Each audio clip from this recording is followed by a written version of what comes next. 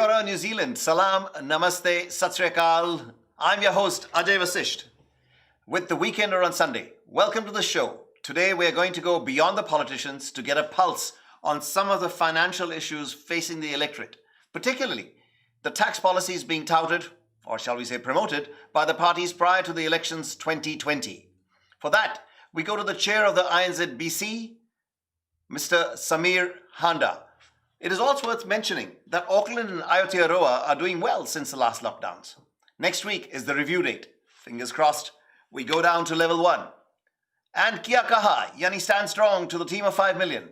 I have to admit, it's a great bit of an emotive connection. Calling everyone in on the team of 5 million. Centre stage in New Zealand and elsewhere this last week have been a promise from the government to help stranded immigrants fly home. Yes, you heard that right. Financial help is being offered, and we have some information that might help you or someone you know. So stay with us.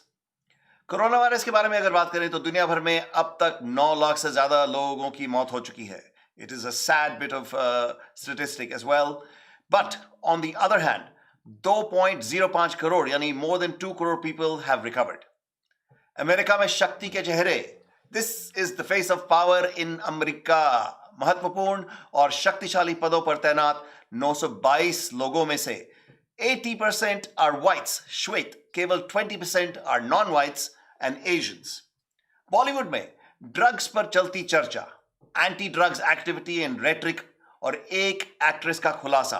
Bollywood में drugs पेयन और लेने का शाही तरीका क्या है, ये उन्होंने उसका खुलासा किया. हम भी करेंगे आपसे discuss. In cricket news, IPL 2020 में डेविड हसी ने KKR के गेंदबाज को T20 का बेस्ट बॉलर करार दिया. We reveal who this best bowler is in the tournament, and maybe you can guess his name before I get to it. Stay with us and we'll reveal more. We also reveal कि Virat team training में जब जुट गए तो बहुत खुश हुए, लेकिन दर्द भी हुआ. किस बात का दर्द हुआ इस वक्त, उसके बारे में बात करेंगे. In our head-to-head series, today our guest is Sameer Handa, the chair and executive member of the India-New Zealand Business Council. Sameer is a mechanical engineer by trade with an MBA from Sydney University. Sameer has extensive experience in management and leadership roles in various countries through several industries. He possesses a good knowledge and understanding of international trade through his work experience in Middle East, Fiji, Africa, Australia, and New Zealand. He's also, as mentioned earlier, an executive member and chair of India-New Zealand Business Council, on the advisory board of New Zealand Asian Leaders, and also on the Institute of Directors in New Zealand since 2009. He also happens to be on the board of the Bank of India NZ Limited, plus Refrigerant Recovery NZ Limited. So with all those board memberships and tagmas on his lapel, we welcome Mr. Handa to the show. Or would you prefer Mr. Sameer? Oh, thank you, Ajay. Yeah, Sameer is best. I think since we live in New Zealand, this is the way we talk to each other. That's the way to go. अगर आप Bollywood film में होते तो mister Sameer ही कहा जाता. हाँ, I'm glad मैं बॉलीवुड में नहीं हूँ. आजकल खास तौर पे. So welcome to the show. Let's start with why business and trade are such a passion for you, just on a personal level. Yeah, I guess it's been what I have been doing most of my life, and I was very fortunate to go and do business in various countries under very diverse circumstances or with diverse people. So I really enjoy that part of it. So that's become my passion over the years, and of late more and more trying to work with India and New Zealand business community to see how we can promote and increase the trade between the two nations. Yes. On that note, how far do you think the free trade agreement is, given that COVID has probably taken most of the timelines out of whack? Yeah, I think one-on-one free trade, we pretty much, both the governments have put it on hold. I don't think that's a priority for any government at the moment. And from New Zealand's point of view, I think we are focusing more on RCEP agreement, where we are hoping that India will join as well. So that would be a much bigger platform to have free trade amongst many nations at the same time. I think that's what we need to wait for. That's good. At least there is something to work towards. And I think having that goal of increasing trade between the two countries, especially in this crazy time where trade is not what it used to be. In the last 6-7 months, it's changed dramatically. I think it's good to have that on the horizon. Absolutely. And I think India is in a very good position because of a lot of backlash China is getting from many countries. So India is in a good position to encash on some of those opportunities and increase the trade, increase the manufacturing capability, which is happening. So I think even from New Zealand's point of view, India is an attractive option to look at seriously. I think that's the clarion call from Prime Minister Modi as well. We want to be Atmanirbhar. So I think they will also try and do a lot more manufacturing within India as time passes, so we don't have that reliance on other countries around the world. Yeah, no, I couldn't agree more. So although we do hear that some of the American companies have already shifted or planning on shifting their manufacturing to India, and I think, yeah, we have to go wider than that. Even Japan is pulling out many manufacturing facilities out of China. So we need to attract Japan. We need to attract New Zealand, Australia, many other nations to India now. That's a great news. And I think it will be an evolving story, and we'll keep our eye on it. And we'll come back to you for more on that as things progress. Now, we were going to look at, taxation and what is being promoted by various parties, coming up to the elections. But just before we get stuck into getting an idea what the parties are saying themselves, what do you see as the role of taxation in a given society, particularly in New Zealand? What do you see the role of taxation? Taxation is always a good income earner for the government. Sure. So, and also, I mean, some of the Middle East countries where I have lived and worked, I know there used to be no income tax, and still many countries have no income tax. So they do quite okay as well, because it comes down to your population too. Sometimes the cost of collecting income tax can be higher than the tax you collect. So you need to look at all those options to see whether it is viable or not. But if it is a viable option, then certainly it is a must for the government to get some income from that. And there are many ways to tax. Income tax is only one of them, but there are a variety of taxes which government can work on to get the income from the economy. So if we move on to what is currently being promoted and or touted by the various parties, can we seek your help in summarizing them in a way that is available and understandable to the Aam Aadmi, to the common man? For common man and Aam Aadmi to understand tax, I guess one good thing about New Zealand is generally our tax system here is very simple and straightforward. Unlike even Australia, which is very closely similar to our tax, but they have too many complexities. You can get too many exemptions and things like that. Whereas New Zealand, we have a very simple tax structure with the four different slabs based around what your income is. Right.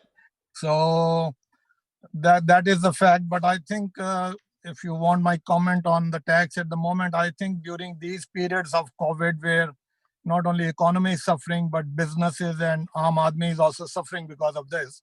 Yes. So increasing taxes for people at this stage or for businesses, I think is the last thing any government should be looking at, because they are suffering equally as anybody else.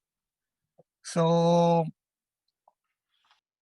I think looking at the various parties, I must say at this stage, I'm not affiliated with any political party, or neither am I economist. We accept that. Yes. So I'm just giving you a businessman or a layman's point of view, the way I look at various policies of various parties and what I see good in them and what I see bad in them. Yeah. So I think both National and New Zealand First have made it very clear that they will not increase any taxes if they come into power. And even ACT is saying something similar. In fact, they are talking about maybe a slight reduction in tax as well. Right. Whereas we know Labour has already announced the policy in detail, saying they will increase the personal income tax for the top 2% of people in New Zealand from 33 to 39%. Which will only affect people who earn more than 180,000 income per annum. Yes. And they are also trying to equate this to the income tax what Australians pay at a similar income, which is 47% or 45%, depending upon how you look at this. So ours will be low in comparison to the Australians. Yes, but I think one thing which we miss and we don't talk about, which I think Aam Aadmi needs to understand here is, Hmm. if you are on a lower income, we still pay higher taxes in New Zealand, because Australia has a scheme where if you earn anything up to $14,000, you pay zero tax. Right. Whereas even if we earn a single dollar in New Zealand, we start paying 10.5% tax on it. So the threshold is much higher in Australia. It's at 14K, and therefore the first 14K is not taxed. That's right. So if you were earning 20,000 in Australia or 20,000 in New Zealand, you know straight away you'll be paying more tax in New Zealand than in Australia. Right. So even I've done some study on some of the numbers, Yeah. where if you look at the median income of a Kiwi here in New Zealand, we earn about 52.8 thousand Kiwi dollars a year, say roughly $53,000 a year. Yes. And taking all the brackets into account, our effective rate at that income comes to about 16.8%. Right. Right. Right. Whereas if you were earning same salary, median income in Australia luckily is about the same, 50,000 Australian dollars or 55,000 Kiwi dollars. Right. So if you were earning the same there, you will be paying effective rate of 15.6, which is 1.2% lower than what you pay in New Zealand. Sure. And I think when we talk about ordinary people or general public, this is a message which needs to go out clearly, that we are charging more tax to the lower income earners. And that's something we need to look at and do something about that, irrespective of which party wins or which party forms a government. We need to bring up the people at a lower income, so to decrease the disparity. Is this, do you think it's reflective of the fact that we have a very small population base, or is it just something historic that's a legacy we've been, dragging along with us for the last so many years? I think it may have to do with the legacy. I don't think small population has anything to do with that. I think, Yeah. as I said earlier, our tax system is simple and in many ways can be made even simpler. Yes. Because even if we started something like not charging anybody tax up to the income of 15 or 20,000, that will save a lot of people having to even file the tax return, especially the students and part-time workers or part-time moms. That's right. Yeah, that will make life easier and simple. And I think that's what we need to look at, because when we talk about how we bring the people at the lower income up, by Right. taxing them more doesn't help. Another comparison I give you with Australia while we are on the subject is, these people who paying, say, earning 50,000 and paying lower tax in Australia, Yes. on top of that, they are paying lower GST as well. So they are in a win-win situation if you start comparing with Australia. Whereas poor Kiwi who's earning 55,000 median salary first pays a higher tax and then has to pay 15% GST when he goes to spend the money. So we're really not looking after the people at the lower end of the scale here. I understand, and it could well be a clean green tax, which we are just somehow charging people, even though it's not meant to be what the policy is. That's right. And one more thing I'm noticing here, when I know Labour has come out with their policy in detail and they're saying what they will doing. Even by doing this change, they have come up with to increase a new introducing a new bracket of 39% for 2% population. Yes. That is only going to give New Zealand economy $500 million a year. Which is, if I might interrupt you, which seems like, to me, it has to be a political move, because the way we are spending money because of the COVID pandemic at the moment, that is just going to be a drop in the ocean. Yeah, that's exactly my point I was going to say. Although it seems like a big number, 500 million or 550 million, but in scheme of the things, where New Zealand government is borrowing $1 billion every week, not every year, every week. So if that's the kind of borrowing we are doing, earning $500 million a year is going to be a drop in the ocean for sure. So whether we really need to do that, or are there better ways of achieving the same result, or rather better result? That's the question. Yeah. I think we can address that as we go forward. So just between the four or five main parties, which is Labour, National, ACT, New Zealand First, and the Greens, is there a major difference in what they're all proposing, or it seems like they're just going for this broadly populist approach of saying, let's not make any major changes, stay and make it conservative, let's not make any major changes, and if whoever gets into power, they will take care of the hard decisions that they will have to make, because we are going to be in a big debt. They will take that after the election is over. Yeah, I think you're very much on the spot there, Ajay, because nobody is really taking the hard decision at this stage. Because when you talk about taking a hard decision on taxation, that's not going to Yeah. come from this small tinkering of the personal income taxes. The major taxes, if you want to look at, which are going to make a big impact, which nobody is talking about, unfortunately, they are going to be taxes like wealth tax, property tax, capital gains tax, Right. inheritance tax. I mean, these Yes. are the taxes which really can make a difference, but nobody is talking. As you said, it is probably in a hard basket, and nobody wants to tackle it at this time before elections. Yes. And I also suspect there may be ways to actually try and increase the way the economy is functioning to be able to raise that income and tax base. But given the scenario in the world where everything is compacted and it's reductionist, everything is just becoming smaller, the GDPs are becoming smaller, it's very likely that will be a hard road. Taxation may become the only available option to them. Yes, taxation is certainly going to play a big role, and that's where I said there are some major areas where taxation needs to be looked at.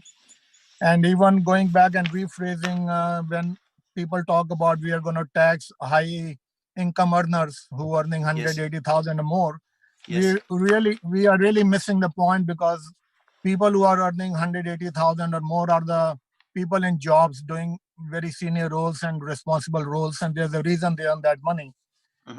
So taxing them is as bad as taxing somebody who's earning 40,000 or 80,000, because they're all hardworking people.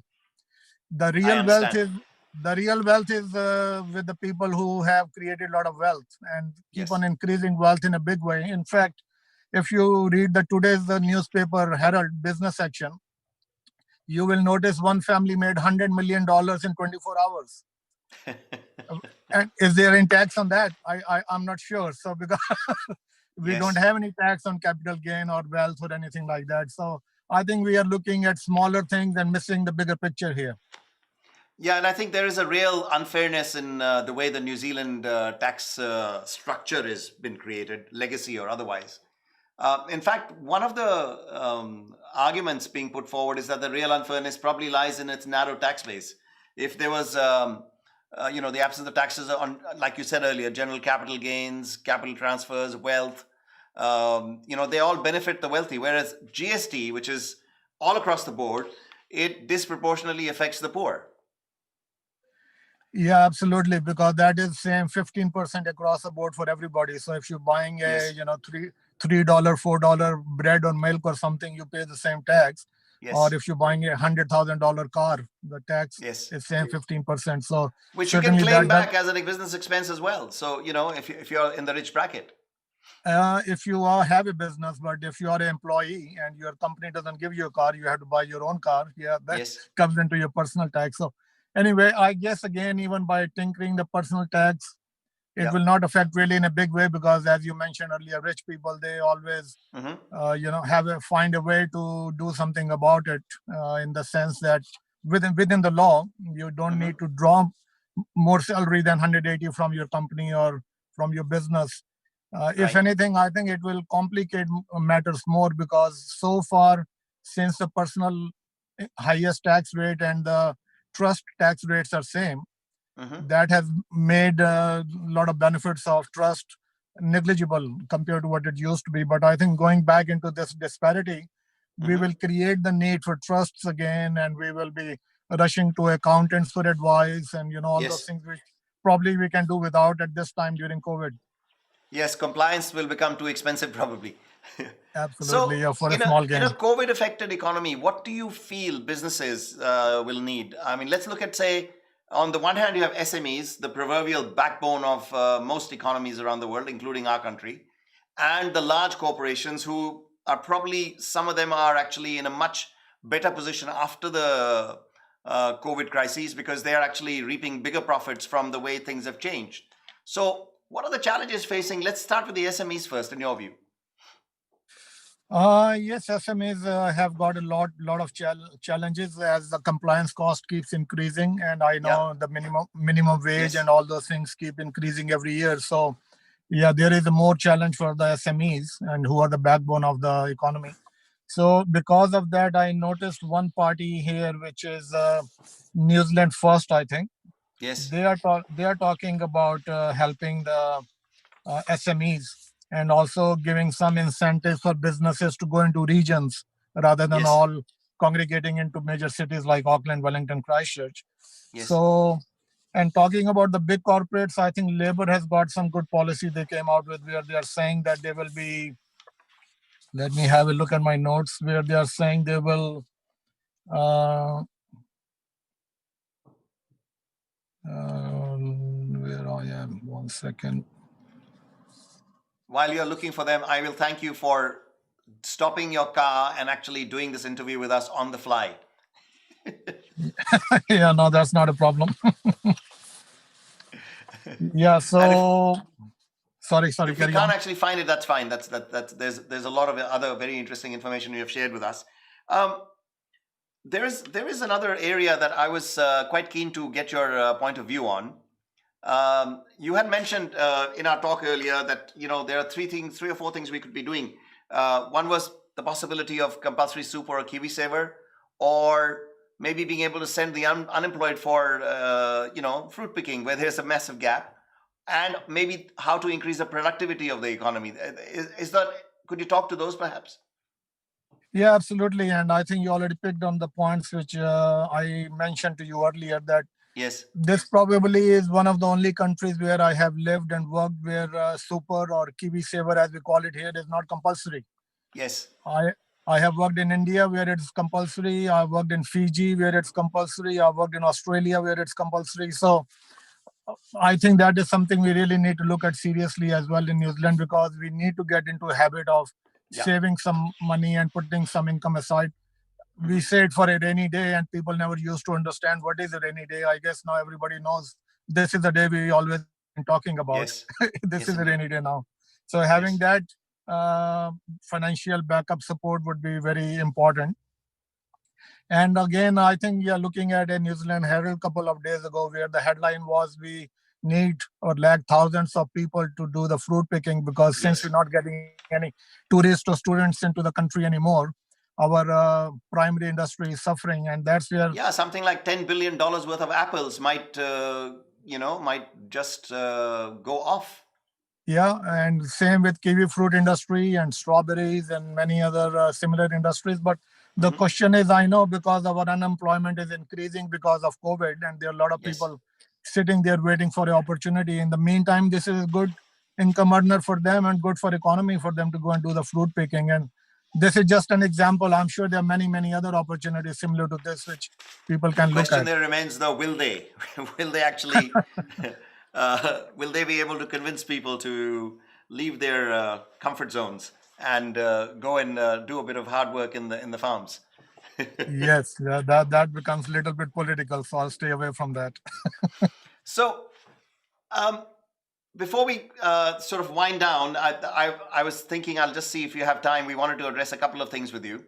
One was there is this massive inequality happening around the world, probably, and very impactful on most economies, which is the inability for governments to tax the global tech giants equitably. They seem to have too much influence. Maybe they have a great ability to lobby, and then they have also an innate ability to do better tax planning. They don't call it avoidance. They can funnel taxes to tax havens. Do you think there is a future in which the big six tech giants will be actually paying the kind of tax they should be paying? Personally, I believe yes, they should.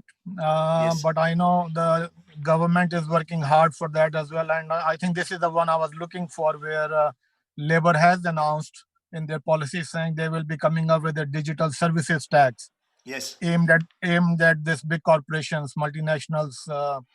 Although they say this will give them 30 to 80 million extra tax a year, but I think that's only the beginning. With time, that amount will grow as well.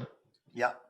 But I think the difficulty there is New Zealand feels they cannot do this just by themselves. Many Hmm. other countries need to come together because these multinationals, of course, have their tentacles spread around the globe in many countries. So just one country cannot force them, because that country will get at a disadvantage. So it is a bigger problem to solve collectively. They definitely snuck in with all the freebies they put for us, and consequently, we've lost our privacy. And now we also pay them for looking after it for us, and also have to take their ads at the same time. Yeah, unfortunately, yeah, that's the reality. That's the world we live in. Yes. So, just on a personal note, I know you have an involvement with the India New Zealand Business Council, but you're also on the board of the NZ Asian Leaders Group. So, what is it? Tell us a little bit about that, because it's a minority in the bigger scheme of things, but there's a lot of talent coming through um, the Asian population as well. So, give us a little bit of an idea about the role you have there and how things are making a difference there. Absolutely. And I think diversity is the key in the current world we live in. And even we don't need to go far, but to look at Auckland, for example. Mm-hmm. We know already that more than 50% people in Auckland who live in Auckland were not born here in Auckland. Mm-hmm. So Auckland is a melting pot of all the cultures and ethnicities who come and live here together.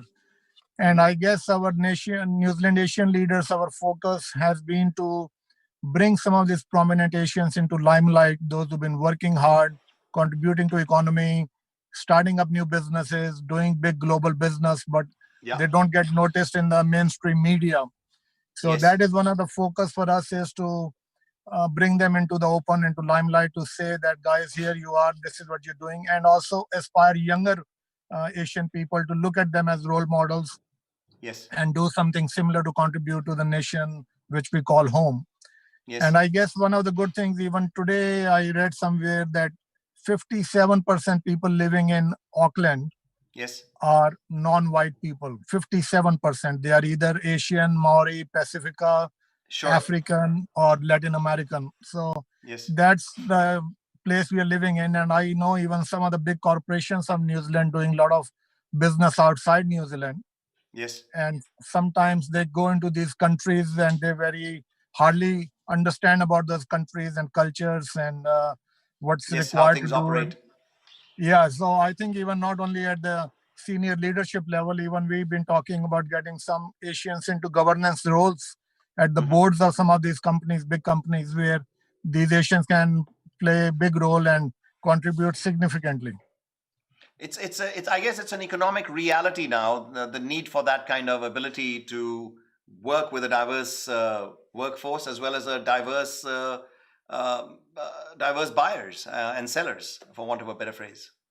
Absolutely. And I think we all have seen that in last 30, 40 years history of New Zealand, where we used to be so reliant on Britain, and that changed and we became more reliant on our neighbors in Asia. Yes. But although the business mix has changed, but I think our, the management roles, leadership roles, governance roles, they don't reflect the same.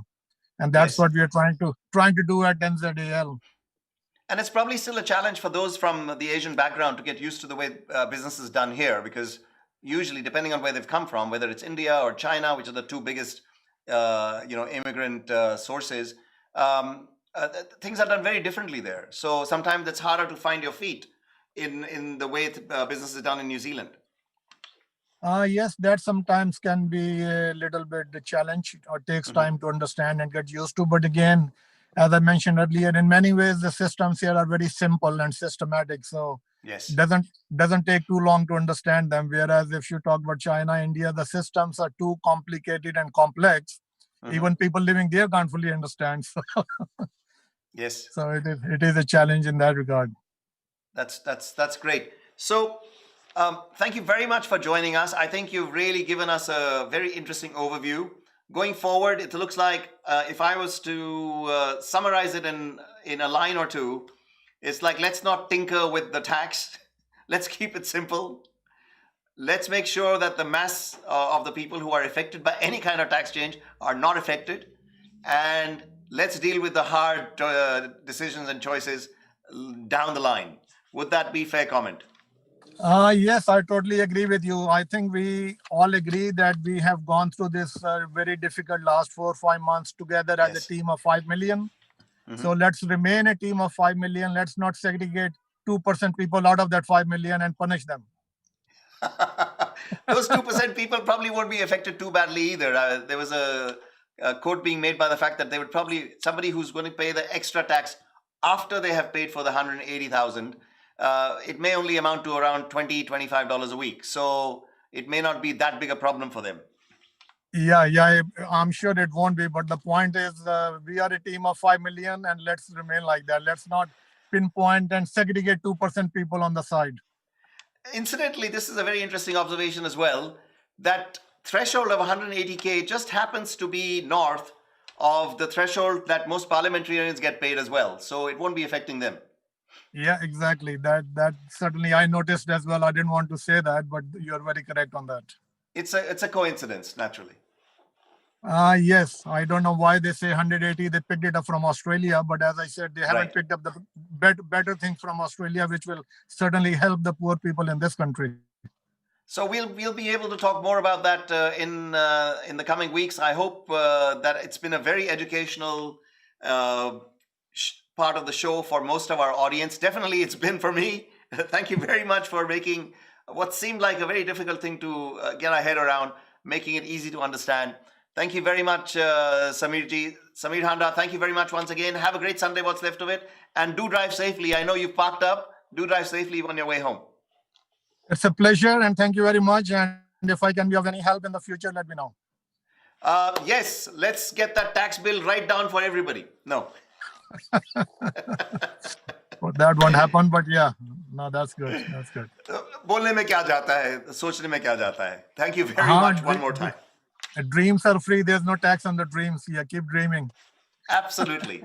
On that note, we will keep dreaming, and thank you very much for sharing your thoughts with us, Sameer Handa. Moving on with the show, folks.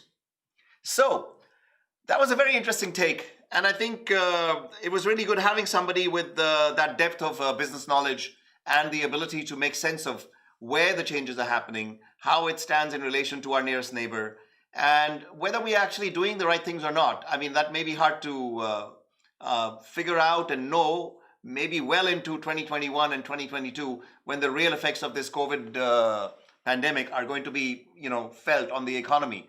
Even just as close as Christmas, we might find that with the numbers that reflect the number of people that are in work might just be jumping very high. And so we don't really know what that is going to do to the economy and the GDP and the fact that what is it going to do to people's livelihoods. So we'll keep our finger on the pulse, and we'll keep you posted as this whole scenario keeps evolving. Now, on another interesting front, the government has decided, and they haven't actually announced it themselves, it's come through from a think tank and another part of the organizational structure that is provided through INZ. They are going to help stranded immigrants fly home. The government has agreed to pay for repatriation flights for stranded immigrants who cannot afford to buy tickets to their home countries. So, what is going to be happening?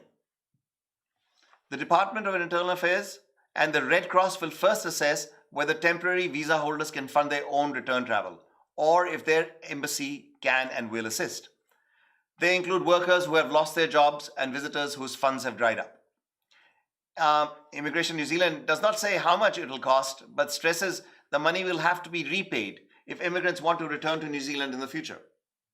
So according to their spokesman, under the program, DIA, Department of Internal Affairs, provides information to people who are assessed as being in hardship about the potential for INZ to help them with the cost of their travel home.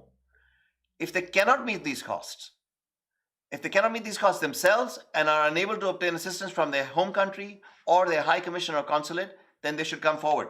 This is being paid for by limited surplus funds from INZ's deportation budget. Now, that's an interesting aside, which cannot be otherwise used at this time due to the same constraints being experienced by stranded migrants, such as travel restrictions, including flight availability or inavailability, transit options, and border closures. So, if there are temporary visa holders who are stranded, then they're experiencing hardship. They can't get flights to go home, and it's not easy for them. Providing they meet the criteria, they really need to go home. They need to make contact with the Department of Internal Affairs, who will make the assessment. It's looking at the financial ability of the individuals to pay. They need to be looking to see if there are flights available. So if you are in that position, you need to check on all the options that are available to you. They need to be talking to their embassies. अगर आपकी situation ऐसे खराब है तो आपको Indian embassy से बात करनी पड़ेगी या कॉन्सुलेट से बात करनी पड़ेगी. And if they cannot or won't be in a position to assist, then go to the DIA. So these limited funds that are available, they'll be used on the initiative to be able to get tickets, but will also be limited by how many flights will be available, as well as any transit or entry requirements for the return to a migrant's home country. And whether or not, this is probably one of the most important ones, they hold a valid travel document. Many people have had their travel documents or their visa conditions expire. So you need to make sure that you keep your travel documents valid. That's going to be one of the biggest things to keep in mind, apart from the fact that if you're stuck and money is hard to come by. Moving on. One of the things we wanted to discuss today, and this came up in the conversation about talking about this diversity, and also talking about how maybe it's difficult when people have moved to another part of the world, and how do the power structures affect people's ability to get ahead in life. So there was a survey done by the Times of New York, and this is about America. तो America में शक्ति के चेहरे, महत्वपूर्ण और शक्तिशाली पदों पर तैनात 922 लोगों में से 80% are श्वेत or white, and 20% are श्वेत और एशियाई.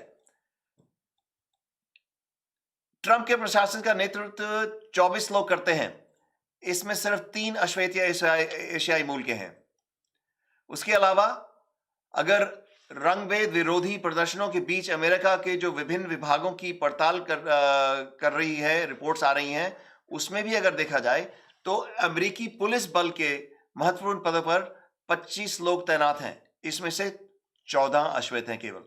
इनमें कुछ नाम, interesting names that come forward are Dennis Liu, John Huang, Ashwin Sheshgiri, Hyun Park, Troy Griggs. These are a few of the non-white names. America एक शक्तिशाली देश है. यहाँ श्वेत, अश्वेत समेत कई देशों से लोग आते हैं, लेकिन पिछले कुछ समय से यहाँ अश्वेतों और एशियाई लोगों को हमले व नस्ल भेदी टिप्पणी का सामना करना पड़ रहा है. कुछ अश्वेती यह भी कहते हैं कि उनके साथ ज्यादती ही नहीं हो रही, उनकी हत्याएं भी हो चुकी हैं. चुनावी मौसम में यह मुद्दा खुलकर सामने आने लगा है. इसे लेकर न्यूयॉर्क टाइम्स ने यह जो सर्वे किया, उसकी कुछ टिप्पणियां आपके सामने पेश करते हैं. इसमें पाया गया कि देश के सबसे महत्वपूर्ण और शक्तिशाली पदों में 922 लोग तैनात हैं, जिसमें से 180 लोग जो हैं वो अश्वेत हैं, और उस अश्वेत में हिस्पैनिक और एशियाई मूल के हैं. यानी कि इन पदों पर तैनात 80% people are not non white, they are white. इसमें वो लोग शामिल हैं जो अमेरिका के कानून पारित करते हैं, हॉलीवुड स्टूडियोज चलाते हैं, सबसे प्रतिष्ठित यूनिवर्सिटीज का नेतृत्व करते हैं. कई लोग प्रो स्पोर्ट्स टीमों के मालिक हैं. कई लोग बड़ी कंपनियों के मालिक हैं. कुछ लोगों के हाथ में अर्थव्यवस्था से जुड़े हुए मामलों की कमान है. Let's look at some of the areas जहां पर ये लागू हो रहा है. पहला एरिया है सुरक्षा, जिसकी बात हम ऑलरेडी कर चुके हैं. पुलिस के 25 अहम पदों में सिर्फ 14 अश्वेत. उसके बाद अगर हम देखें खेल के मैदान में, 99 लोग बेसबॉल, बास्केटबॉल, फुटबॉल टीम्स के मालिक हैं. अश्वेत केवल 6. इन 6 में से मिक्सचर ऑफ एशियाई व अश्वेत इन टीमों के मालिक हैं. और अगर आप देखें तो देश के 3 सबसे बड़े खेल लीगों के मालिक भी श्वेत हैं. इनमें ज्यादातर खिलाड़ी NFL और NBA के लिए खेलते हैं. और स्पोर्ट्स से आगे चलें तो सरकार और अर्थव्यवस्था का जहां पर अगर जिक्र किया जाए तो ट्रंप प्रशासन में, जहां पे ऑलरेडी हम बात कर चुके हैं, 24 अहम पदों में से सिर्फ 3 पर अश्वेत लोग हैं. सेनेट में देखा जाए तो कानून का मसौदा बनाने वाले 100 बड़े लोगों में से केवल 9 एशियाई हिस्पैनिक अमेरिकी सेनेट में हैं. इनमें से सिर्फ 9 लोग एशियाई, अश्वेत और हिस्पैनिक हैं. अब तक सिर्फ 29 senators all throughout America's history, अब तक केवल 29 सेनेटर्स अश्वेत रहे हैं। पहली बार टिम स्कॉट नामक एक दक्षिणी राज्य में सेनेटर बने थे। वह पहले अफ्रीकी अमेरिकी मूल के नागरिक थे। जाते जाते मेरी तरफ से एक और इशू, इस इशू पे एक खास इशू जो मुझे पड़ता है या मेरे पर्सनल व्यू से पड़ता है। I have another issue with this whole narrative. Even now the narrative is being run by the majority white perspective. क्यों श्वेत और अश्वेत जैसे शब्द इस्तेमाल किए जाते हैं? बाकी सब कल्चर्स या ज्योग्राफिक मूल के लोगों को एक ही कैटेगरी या कैटेगरी में क्यों डाल दिया जाता है? सभी नॉन वाइट अश्वेत हो गए। No individuality, no acknowledgement that diversity is indeed very diverse. Until this changes, until the way we call this out also changes, the very discourse on inequality will always be lopsided, and equality will also be compromised, always. Moving on to Bollywood. These are very interesting times indeed. The big story in Bollywood at the moment is drugs. Actor Sushant Singh Rajput के case में अब तक जो भी बातें सामने आई हैं वह हैरान करने वाली हैं। इस केस में ड्रग एंगल के खुलासे के बाद कई स्टार्स ने इंडस्ट्री की पार्टीज में ड्रग पार्टी का खुलासा किया है। उन्होंने यह भी दावा किया है कि इन पार्टीज में कई नामी स्टार्स ड्रग का सेवन करते हैं। So what else is new? I think most people already knew about it, just it wasn't talked about. इसी बीच actress Sherlyn Chopra, who is not let's say an A-list actress by any stretch of the imagination, but she's still somebody who's surviving in that industry, whether it's A-list or B-list doesn't matter, because at some level we're all human, right? So उन्होंने कहा कि इन्हीं parties को लेकर एक बड़ा खुलासा कर रही हूं।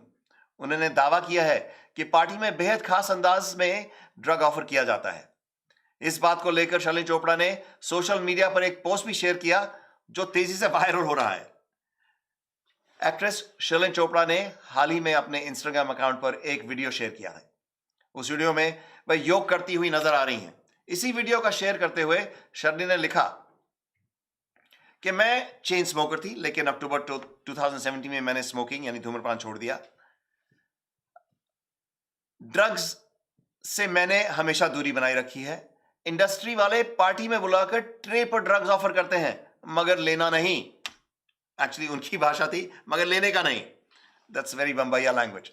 सो इस वीडियो में ये कहती है कि आप सभी हमेशा मेरी फिटनेस का सीक्रेट पूछते हैं, तो सीक्रेट है न्यूट्रिशन, अनुशासन और योग।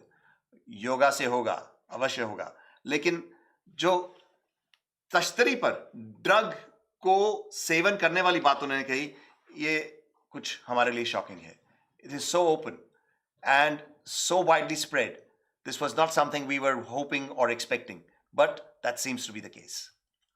Moving on to sports. IPL 2020, just a week away. KKR के पास है T20 वर्ल्ड कप के सबसे बड़े गेंदबाज। माइक हसी ने बताया नाम। माफ कीजिएगा, माइक हसी नहीं, डेविड हसी रहे होंगे इसमें, क्योंकि वो उनके मेंटर भी हैं। IPL 2020 में डेविड हसी ने केकेआर के गेंदबाज को T20 का बेस्ट बॉलर करार कर दिया है और कहा है कि हमें किसी से डरने की जरूरत नहीं है।